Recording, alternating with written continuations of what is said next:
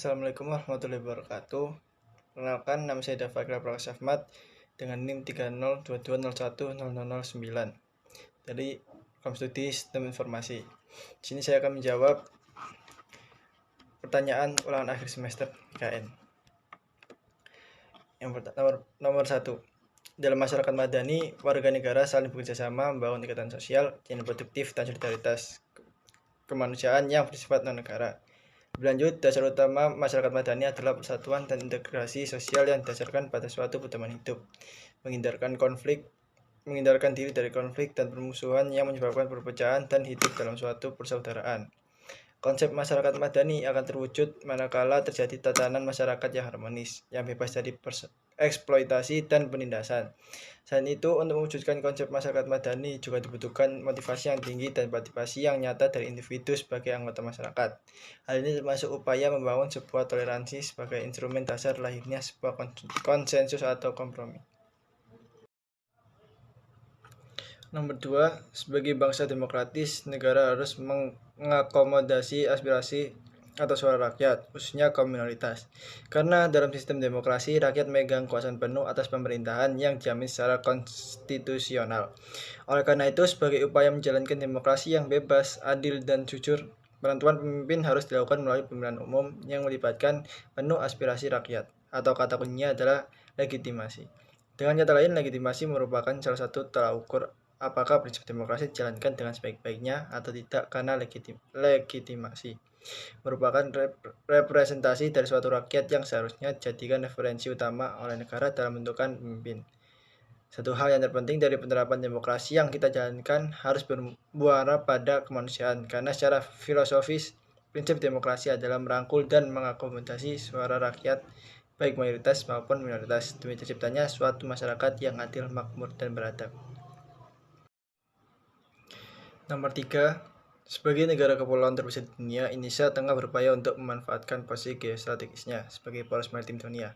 Letak geografis negara adalah satu unsur yang penting dari kekuatan negara di dunia internasional. Namun lokasi geografis negara tidak dapat berdiri sendiri sebagai unsur kekuatan negara tanpa didukung unsur kekuatan negara lainnya. Kebijakan Indonesia tentang poros maritim dunia diikuti dengan pembangunan dan perbaikan pelabuhan. Diupayakan standar pelabuhan utama yang diupayakan standar nasional dan kebijakan tol laut. Jaringan transportasi diperlukan untuk menghubungkan pusat-pusat perekonomian, baik berfungsi sebagai pusat produksi maupun distribusi. Potensi komoditas berupa sumber daya alam memerlukan sarana dan prasarana transportasi agar bisa diolah dan didistribusikan lebih lanjut ke berbagai negara. Indonesia memiliki posisi sangat strategis di antara dua samudra yang merupakan rute pelayaran kapal-kapal internasional.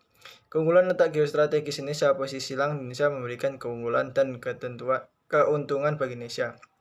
Keunggulan letak geostrategis Indonesia berkaitan dengan letak Indonesia yang berada di antara dua benua dan dua samudra. Lokasi Indonesia ibarat berada di persampingan lalu lintas perjalanan internasional, di mana perdagangan bangsa-bangsa Asia dan Australia hingga bangsa lain di seluruh dunia akan selalu melewati wilayah Indonesia. Nomor 4, menyusul terjadinya lonjakan kasus COVID-19 di sejumlah daerah, pemerintah menetapkan sejumlah kebijakan yang bertujuan untuk membatasi mobilitas dan interaksi masyarakat, khususnya di daerah-daerah dengan tingkat penularan tinggi.